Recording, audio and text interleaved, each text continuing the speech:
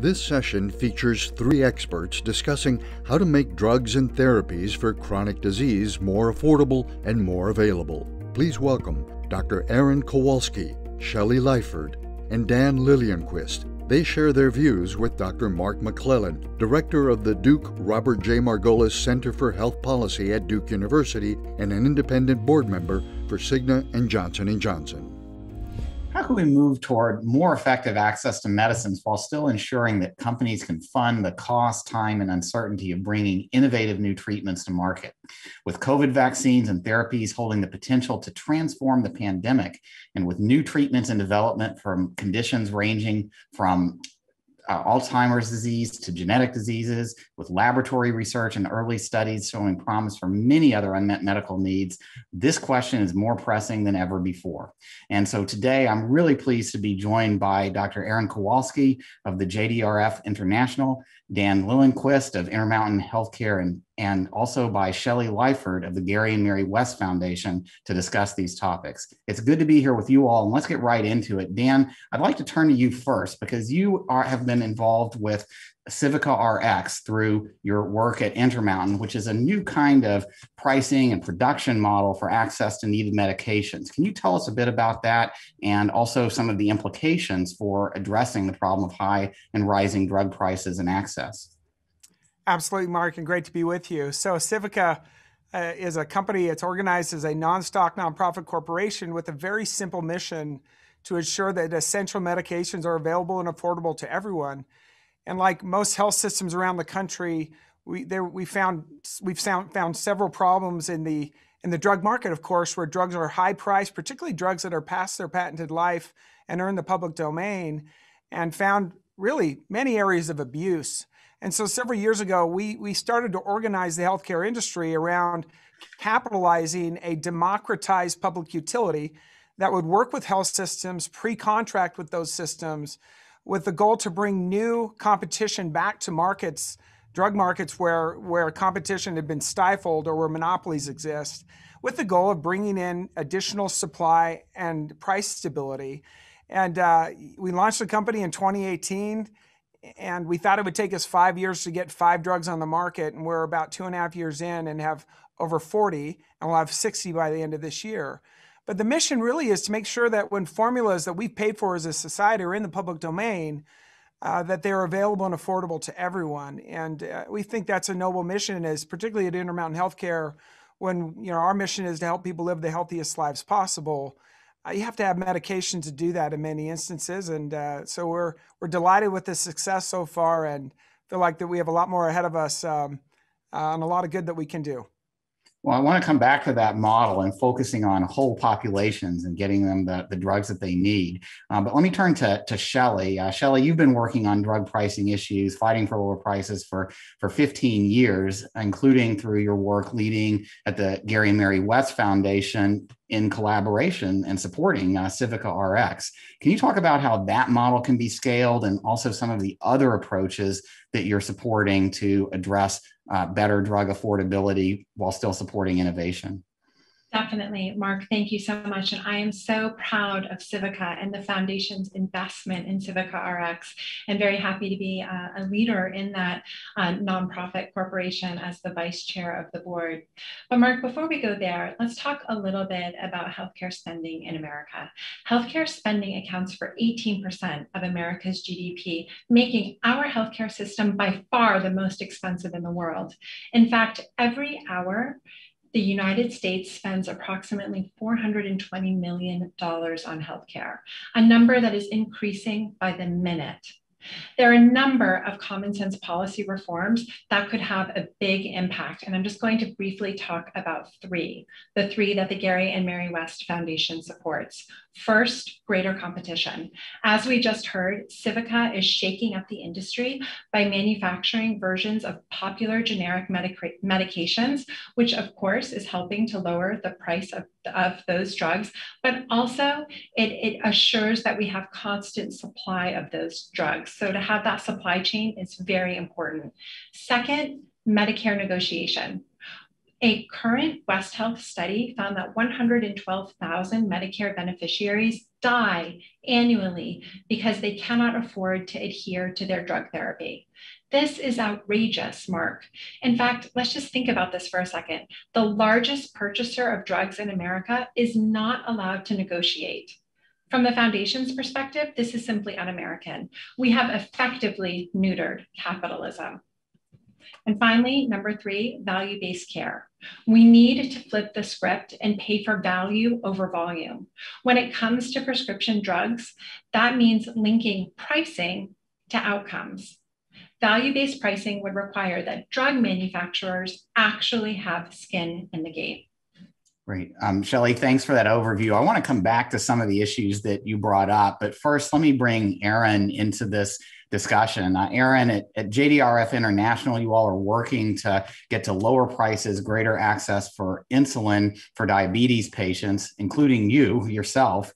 And as you know, insulin treatment's been around for a really long time, but the co-pays, the out-of-pocket payments that many patients are paying are still really high. And not only that, as you pointed out, there are a lot of innovative forms of insulin that patients could benefit from, some of which have been developed and are not that affordable, other of which are still in the pipeline. So tell us a little bit about what you're doing about this very visible problem of access to affordable treatment for people who really need it. Yeah, well, thanks to the organizers for having me. And you're hitting on a topic that's obviously kind of a poster child right now for the problems we're facing in America with access to drugs. Insulin is a life-sustaining drug. People with type 1 diabetes die if they don't have access to insulin 100 years ago. So this year actually marks 100 years since the development of insulin and the saving of lives of people with type 1 diabetes. And here we have now the inability for people to afford it, whether they're uninsured or underinsured, or now we're seeing the preponderance of high deductible plans. So JDRF is really trying to fight on all fronts. We've been working with members of Congress, the Diabetes Caucus in the Senate and the House, with payers looking at innovative approaches to provide insulin at reasonable out-of-pocket costs, and really fighting against the rebate system. Just as Shelley pointed, this is this perverse system where we're seeing competitive drugs driving prices up instead of down makes no sense. We need to ensure people have access to insulin. It sustains their lives. Yeah, and I'd like to pick back up on some of the points that Shelley raised about potential policy directions to address it. Let's start with Medicare price negotiation. That one's certainly been in the news and gotten a lot of attention. As I see it, there's several ways in which that could work, and I'd appreciate views from the panel on this. One is to give the drug plans that are competing now, so there is competition, the drug plans that are participating in Medicare, more ability and maybe more oomph, more pressure to push for lower drug prices. When we started Part D, I was there. We set it up in a way where the government paid for most of the costs for people who had high-priced drugs, thinking that those catastrophic expenditures would be ones that would be hard to get insurance plans to cover. We've never done drug insurance before. Turns out now we've got a lot of competing plans. The premiums in the drug benefit have stayed low, but we're still seeing these high prices for many of these top tier drugs. So there have been some proposals, for example, to lower the amount that the government pays in that range, shift that risk back to, as Shelley was saying, the manufacturers and the drug plans. That could help lower prices. There also have been proposals to give drug plans, or maybe the Medicare program doing it itself, more ability to negotiate lower prices by restricting formularies or limiting drugs that can be covered. Right now, in at least 6 classes of Medicare drugs, including cancer drugs, drugs for degenerative neurologic conditions and others, the drug plans have to cover every single drug for all of their patients, which gets in the way of negotiating authority. Another way to do that would be more like what the VA does, which gets very low prices, on par with Europe, where they only have to cover one drug in a class. They get the benefit of some government so-called best price rebates. It's a different kind of model, but with considerably more restrictive formularies.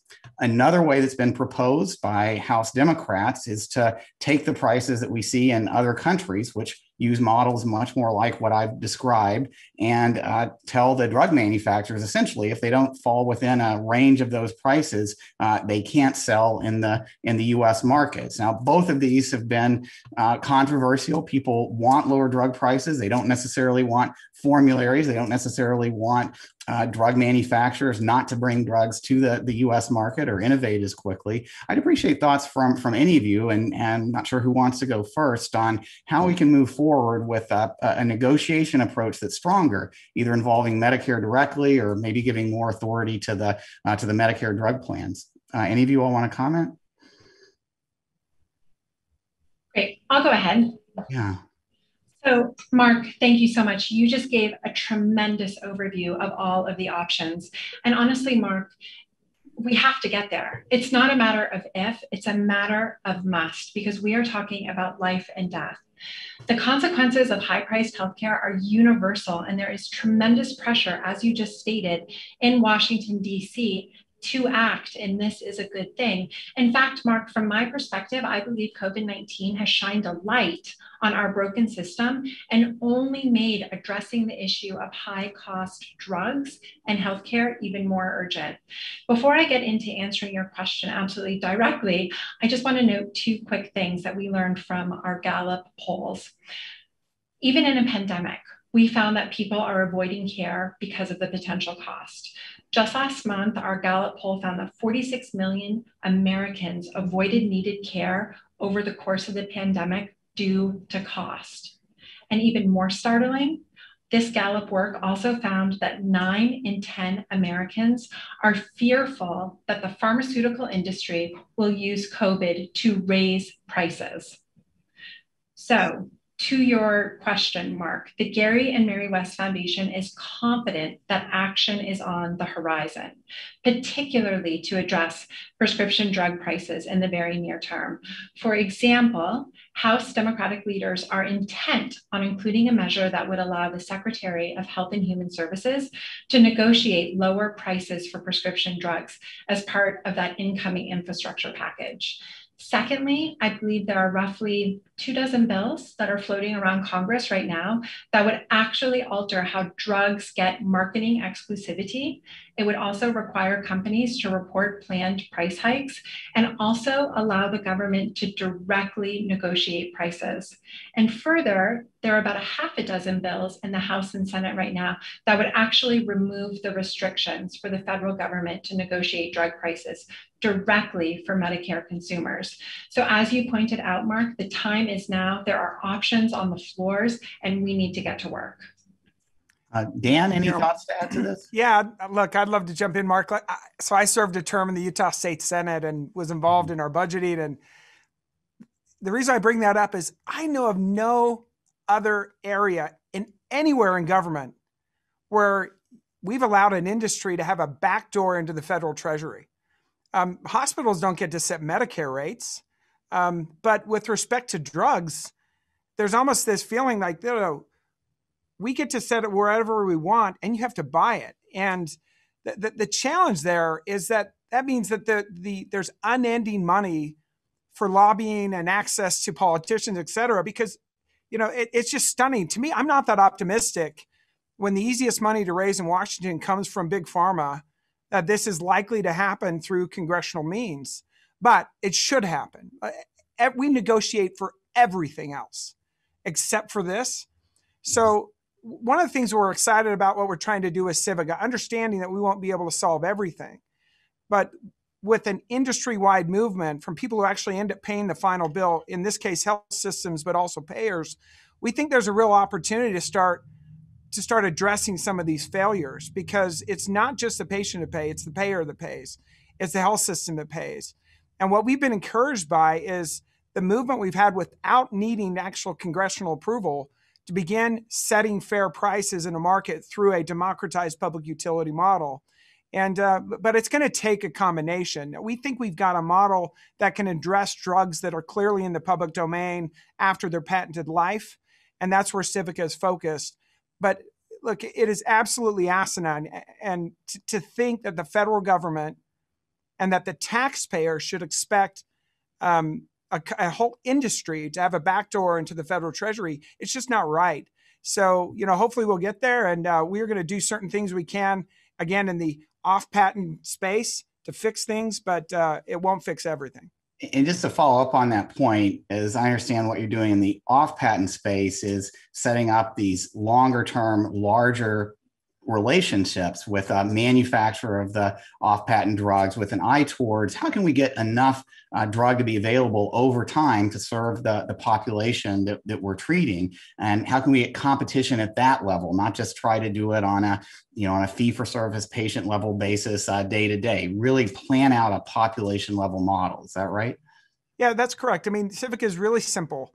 When a drug market is failing, where there's price abuse or shortages, what we do is we organize the demand side of the equation, make long-term purchase commitments through a not-for-profit structure, and enter those markets to stabilize that market, setting what we think is a fair and sustainable price.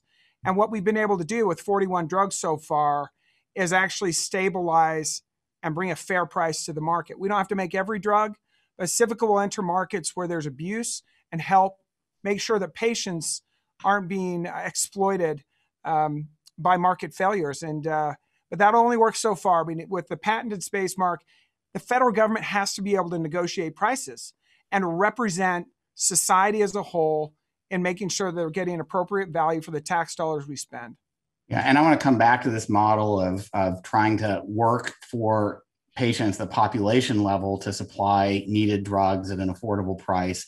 In the meantime, there is government price negotiation in some other areas. I mentioned VA earlier, where unlike Medicare, there are much tighter formularies. So the certain drugs can be excluded. There are additional rebates that if some other payer gets a good price, that automatically goes over to the VA.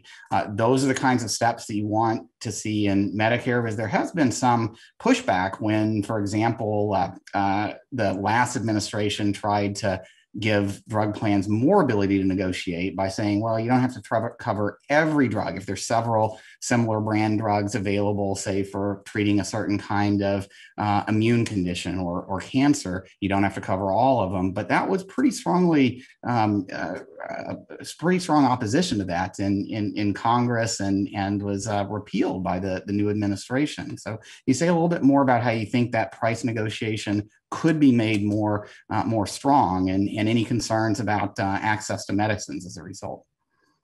Well, look, and you know this, there's a lot of Me Too drugs out there. And there's really, the FDA doesn't do any head-to-head comparisons. They just do it based off of placebo. And when you really think about value, what a taxpayer should be hoping for is value for the dollar we spend. The federal government, the FDA, is even prohibited from even asking those questions. That's a place to start.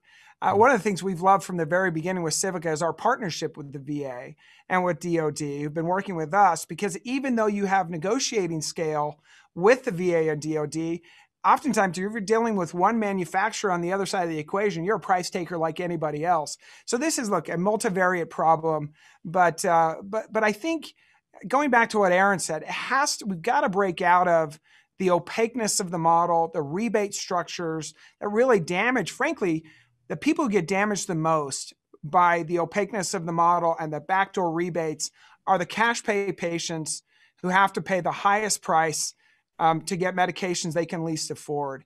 And so, I think awareness and visibility is important. Having models like Civica is important, but the broader debate has to come by the society in general to say, look, enough. This is killing people every day in this country. And I think it's frankly going to be forums like this will help drive that conversation forward. And Aaron, I'm sorry, Mark, I totally agree with what you said, Dan. Mm-hmm. And in fact, I think it's almost impossible to try to even follow the money.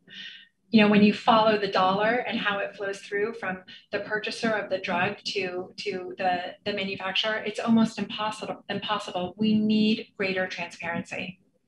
And Aaron, we've seen some proposals to try to get to that transparency. In fact, the last administration had one about rebate pass-through, which was intended to be more transparency. Now, that proposal by itself was evaluated by the actuarial experts in Congress as saying it would actually add to prices. So might provide more pass-through and more transparency, but not necessarily lower prices.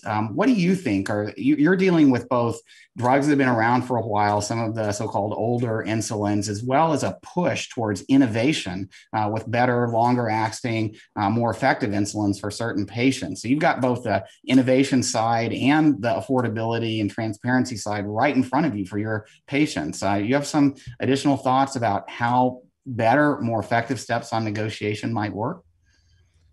I think a couple of thoughts. One is what model works here. JDRF has never said that companies shouldn't make profit.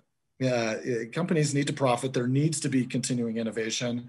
My brother and I come from a time where we used to use cow and pig insulin, and it was a dark ages of diabetes. Today's insulins are much improved. There's still room for further improvement. However, as Dan pointed out, people can't fundamentally, particularly cash paying patients, can't pay out of pocket. I have a number of families who tell me it is cheaper for them to fly to Canada than it is to buy their insulin that is to buy in the United States under their plans. So we've been arguing from a variety of different perspectives on the insurance. For folks who are insured, we've been strongly arguing to payers that insulin should be off the deductible. We can demonstrate very convincingly that it is cost saving, obviously to the people with diabetes, but when people don't take insulin, they often end up in the hospital in DKA, which is much more costly to the payer. So looking at models that are driving prices down, I think we can have profitable insulin in the United States, but it needs to be a competitive market. We need to look at the role of deductibles in life-sustaining drugs like insulin, because ultimately, as people become more reliant on high deductible plans, this is going to impact more and more people. Yeah, and there have been some proposals around those high deductible plans to have a carve out for really effective essential medications. I mean, there are two reasons to use a copay. One is to deter use that might be of low value, and there's certainly a lot of low value care out there, as Shelley pointed out. But the other is just to shift costs and keep a premium down. This seems like more in that category. So with that in mind, I want to go back to Dan and bring you all up to discussing what we've seen happen in the pandemic, where by definition, we had no effective treatments or vaccines at the beginning. And we've seen incredible progress in making better vaccines and towards making better therapies available. And it hasn't happened under the business as usual traditional model. Number one, and we do a lot of work in this area at our center where we focus on more value-based approaches to drug purchasing and healthcare more generally. But number one, the federal government working with the private sector developed a clear path for what would be required for bringing a new vaccine or a new therapy to market. Number two, there was collaboration between the manufacturers, again, supported by governments in the US and around the world, to set up clinical trial networks that were feasible to implement in a pandemic so that we could enroll 30, 50,000 patients of very diverse backgrounds in large-scale vaccine trials to get to definitive answers about safety and effectiveness quickly. And number three, different kinds of purchasing arrangements, Dan, one that are much more like what you described. So instead of having the manufacturer try to develop the product on their own and hope for the best with fee-for-service pricing at the end. Instead, there were large advanced contracts made to cover populations over a long time period, which potentially meant sufficient revenues or more than sufficient revenues for the manufacturer, but also made a much larger supply of vaccines, of some of the new therapies like monoclonal antibodies available at a more affordable price, really with no copays in most ways that these vaccines and drugs have been implemented. So it sounds much more like your model for drug development and drug pricing just applied to the pandemic. And I'm wondering if, Dan, if I could start with you, do you see some lasting changes that could potentially have implications beyond the generic drugs you're looking at for how we can support better innovation, bring public-private collaboration to bring costs of development down, different kinds of pricing models that are based on making drugs available at the population level to patients who need them, other steps in that direction? Oh, absolutely. And Mark, one of the risks when you talk about drug pricing, et cetera, in the market is to think it's all bad. What we've seen during COVID-19 has absolutely been astoundingly good.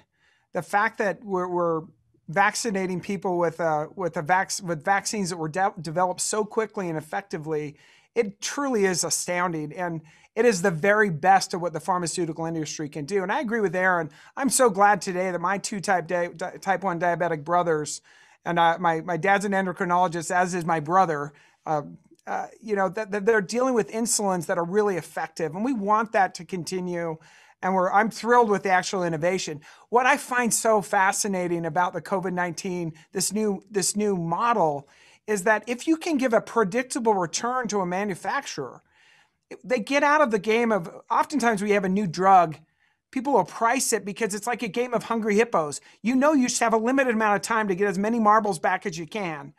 And so that's why you see a lot of really high pricing, because they expect a Me Too drug to come in, et cetera. But if you can spread out the return expectation over a reasonable period of time and say, look, we want you to make a good return. We want you to get an innovator's return, and we're willing to price this out over a period of time.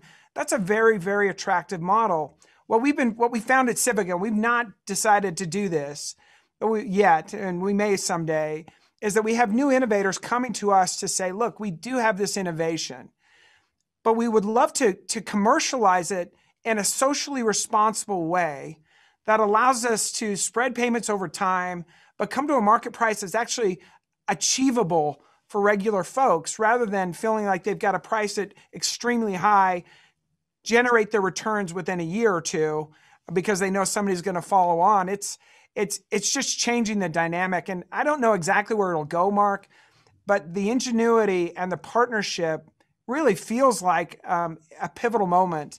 And so we've watched it with great interest, and sincerely hopeful that we can move faster and create models that just keeps the innovation coming, gives more predictable returns that are societally affordable. We'll see where it goes, but I'm encouraged with what we see. Much higher volume of patients to spread that cost across. If you're pricing at the population level here. And since most of these drugs and innovative products, so much of the cost is up front. There is additional cost of producing the products, but much lower than recovering all that investment, as you described. Aaron, you're working on some innovative models too. Anything you'd like to add at this point, based on what you see that's promising for breaking us out of this logjam? Yeah, well, I referred to some of the ways that I think payers can cover insulin and reducing rebates. I think there are broader questions of diabetes being a chronic disease, on how we treat diabetes. And ultimately, we see some incredible models being employed in Europe that are driving per patient per year fees for payers, allowing clinicians to distribute time more effectively and drugs and devices more effectively. And the outcomes are stunningly better. And they can be measured against the current state of care. So, these are bigger leaps, but I think hold tremendous promise to deliver better overall diabetes care at lower cost.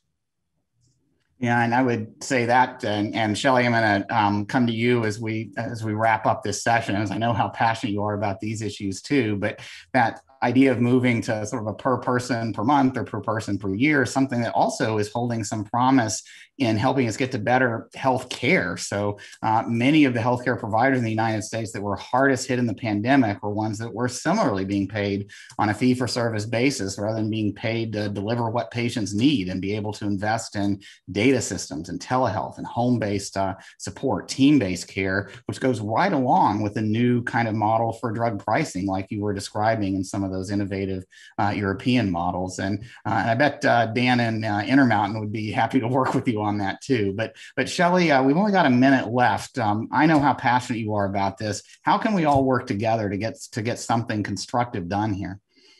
Well, Mark, first of all, I'd like to say that at the Gary and Mary West Foundation, we are good capitalists. And it's not mutually exclusive to lower drug prices and also have continuous innovation.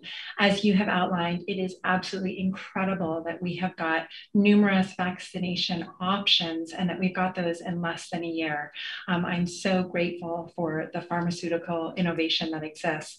However, our research found that the pharmaceutical industry could sustain a $1 trillion loss in revenue over 10 years and still be the most profitable industry in the country, all while maintaining the same level of innovation and R&D. So to suggest that the pharmaceutical industry cannot sustain any loss or that they would go out of business, that's a complete farce. They can and they should lower the cost of drugs. There are so many options. We covered them today through the Civica model, through the European models, through just a more holistic approach. There is absolutely no excuse to not lower the cost of prescription drugs. Everyone is going to need a prescription drug at some point in their life, and they should have access. They shouldn't have to choose between paying their mortgage or paying for a life-sustaining drug. Well, Dan, Aaron, Shelley, I want to thank you all for a heartfelt discussion on a very challenging issue. I hope, in fact, we can make some progress. COVID has shown us that we can't keep doing business as usual, has shown us some new business models, has shown us some new ways to move forward, and really appreciate the opportunity to discuss these very timely and critical issues with all of you. Thanks for having us. Thanks, Mark. Good to see you guys. Thanks, everyone.